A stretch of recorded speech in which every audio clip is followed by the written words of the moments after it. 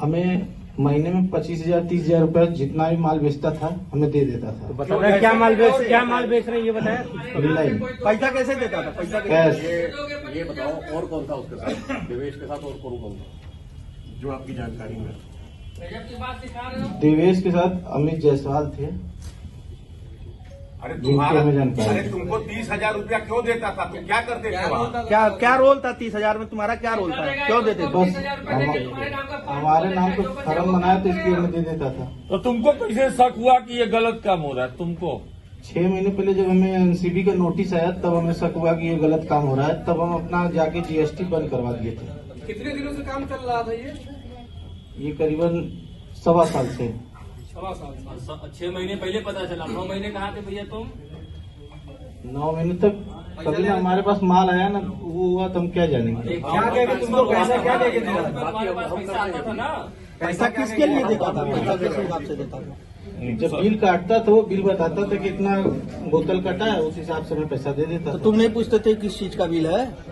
तुम नहीं पूछते बताता था थे? कि इतना माल बिका है, इनको बेचे हैं और उसी का बोतल किस चीज का था? साथ में जाते थे? सिरप का सिरप का था। जाते थे? नहीं। कभी साथ में नहीं गए कि अब आपके नहीं। नाम से सब खुला हुआ था? अरे भैया कितना सीधा हो गया?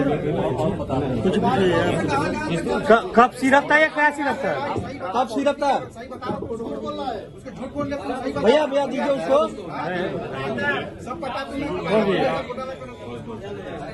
इसका लीजिए सेकंड का आप बताइए। शांत रहो यहाँ जरा। बादल आर्या हुकुलगंज निवासी हूँ। क्या नाम है? बादल आर्या हाँ। हुकुलगंज निवासी हूँ।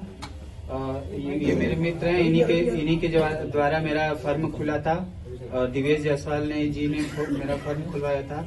सारा कुछ वही देख रेख करते थे और सारा कुछ कागज का लेन देन भी वही देखते थे। फर्म का नाम क्या था तुम्हारे? काल भैरव ट्रेडर्स। अच्छा ये बताओ कि तुम्हारा जब फर्म खुला तो ड्रग डिपार्टमेंट से लोग आए भौतिक सत्यापन करने के लिए? जी एक बार आए थे, वहाँ फोटो वोटो करवाए और फिर दिवेश जायसवाल जी पूरा देखते थे। तो उनको पता नहीं चला कि तुम फर्जी दस्तावेज लगा कूटरचित दस्तावेज से तुम अपना फर्म खुलवाए हो? सर वो सब उन्हीं ने बात किया था। अच्छा पढ़ाई का ड्रग डिपार्टमेंट में कौन था जिसके जरिए तुम्हारा फर्म खुला? कौन था? भौतिक सत्यापन करने कौन आया था? मुझे जानकारी नहीं है सर। तुम्हारा फर्म खुल गया, तुमको जानकारी ही नहीं है कौन अधिकारी? कौन अधिकारी आया था? दिवेश जायसवाल जी ने खुलवाया था। ये बताओ तुम्हारा फर्म रिटेलर का था कि होलसेलर का? होलसेलर का सर। होलसेलर का। तुम्हें कितना मिल जाता पैसा? सर 20,000 रुपये मंथली। पढ़ाई क्या है आपकी? 12th पास। 12th पास हो और वो आप कितना पढ़े हैं? चलो खत्म। बादल आर्या हुकुलगंज निवासी हूँ। क्या नाम है? बादल आर्या हुकुलगंज निवासी हूँ। ये मेरे मित्र हैं, इन्हीं के द्वारा मेरा फर्म खुला था और दिवेश जायसवाल जी ने मेरा फर्म खुलवाया था। सारा कुछ वही देख रेख करते थे और सारा कुछ कागज का लेन देन भी वही देखते थे। फर्म का नाम क्या था तुम्हारे? काल भैरव ट्रेडर्स। अच्छा ये बताओ कि तुम्हारा जब फर्म खुला तो ड्रग डिपार्टमेंट से लोग आए भौतिक सत्यापन करने के लिए?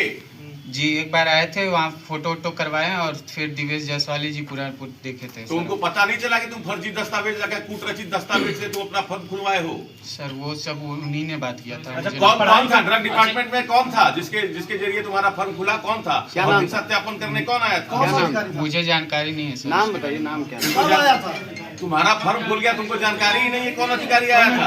दिवेश जायसवाल जी ने खुलवाया था। अच्छा ये बताओ तुम्हारा फर्म रिटेलर का था कि होलसेलर का? होलसेलर का सर। होलसेलर का। तुम्हें कितना मिल जाता पैसा? सर 20,000 रुपये मंथली। 30,000, 50,000 रुपये 60,000 होती थी। पढ़ाई क्या है आपकी? 12th पास सर। 12th पास हो और वो आप कितना पढ़े हैं?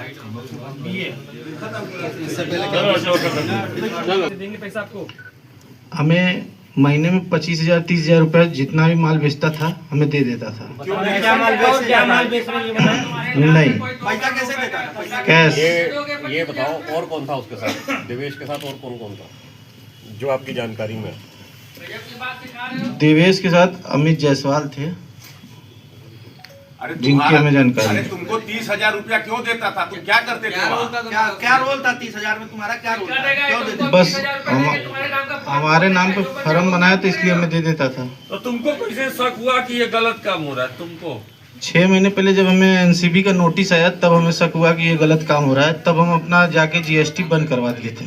कितने दिनों से काम चल रहा था ये करीबन 1.25 साल से। 6 महीने पहले पता चला, 9 महीने कहाँ थे भैया तुम? 9 महीने तक कभी ना हमारे पास माल आया ना वो हुआ तो हम क्या जानेंगे। क्या कह के तुमको पैसा क्या कह के दे रहा था? बाकी हम पैसा आता था ना, पैसा क्या कह के वो दे रहा था? हम ब्रीफ कर दे रहे हैं, ब्रीफ करते हैं। जब बिल काटता था वो बिल बताता था कि इतना बोतल कटा है, उस हिसाब से मैं पैसा दे देता था। ये बताता था कि इतना माल बिका है, इनको बेचे हैं और उसी का। बोतल किस चीज का था? साथ में जाते थे? सिरप का। साथ में जाते थे? नहीं, कभी साथ में नहीं गए कि अब आपके नाम से सब खुला हुआ था तो आपको ये चीज नहीं मालूम था कि मेरे नाम से क्या क्या हो रहा है? हम बताते हैं। तुम्हारे फर्म से कहाँ तक जाता था? अरे सही भाई, सही बताओ, सही बताओ, तुम झूठ बोल रहा है, उसके झूठ बोल रहे तुम, सही बताओ। देखिए, जो अभी पकड़ा गया है वो विशाल जायसवाल और एक बादल आर्या, ये जो है इनका नाम है। ये हरिओम फार्मेसी और काल भैरव ट्रेडर्स नाम से फर्म चलाते थे और इसी तरीके से कुछ और अन्य फर्में भी हम लोगों के इन्वेस्टिगेशन में सामने आई हैं जो कि ऑन पेपर तो एग्जिस्ट कर रही हैं, लेकिन जो है असली में इनके द्वारा कोई सप्लाई नहीं की जा रही है। इनके द्वारा सिर्फ खरीदा जा रहा है, पैसे दिखाए जा रहे हैं।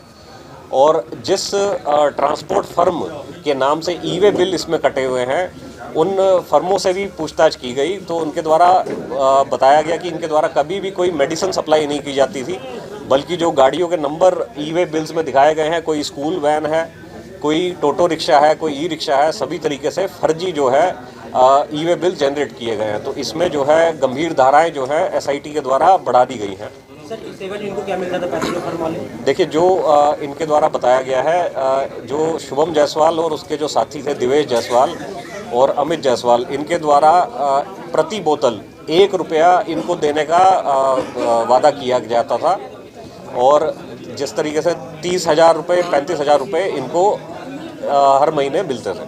कोर्ट में वेरिफिकेशन न करा के सिर्फ हम ही लोगों पे गवाह बनाया जा रहा है, क्योंकि ये सारी तंत्रों में हम लोग तो काम किए, सबका प्रमाण पत्र। देखिए, ये बहुत ही पेचीदा जो है इन्वेस्टिगेशन है। इसमें हमें अकाउंट्स की जो ट्रेल है वो फॉलो करनी पड़ रही है और जैसे ये अभी प्रकाश में आई हैं फर्में जिनके द्वारा जो खरीदा जाता था उसको कहाँ बेचा जा रहा है इनको कोई आइडिया नहीं है। इसमें माननीय न्यायालय की भी रूलिंग है कि यदि कोडिन युक्त जो सिरप हैं इसमें अगर सत्यापन नहीं कराया जाता है जो व्यापारी है उसके द्वारा कि कहाँ बेचा गया है, तो उसे माना जाएगा कि ये ब्लैक मार्केटिंग की गई है और NDPS की धाराएं उस पर लागू होंगी।